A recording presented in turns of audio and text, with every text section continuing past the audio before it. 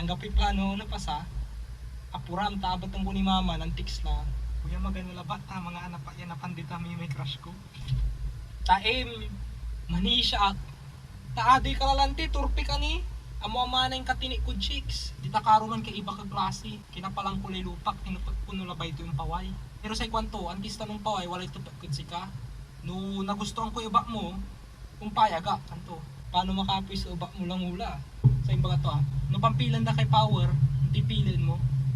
Siya kasi the flash siya maklas sa umbatik. Pero kada limarang kubang napatir ka. O di no invisible ka, pero nagamit mo labat no hanggang pa kanunun. Sarag to mo iya may unggawan bulletproof sulaman mo, pero nagamit mo labat no labus ka kanto.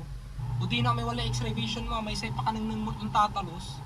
Pero ingganay pikit mo, o naugip ka, akasut yan ay hindi pilin mo sa raya kanto. Nasikatan na to. Hindi bagang mo tamang bubo lang ti. Pero sa imbaga ko kunwari si Kamay BE, sa imbaga grabe hanggang makapanisyan kinaya niya ibagad siya. Makakaloko ratay ito po. Siya kasi simple labat ang takabalot kaya ang lukuan. Ako'y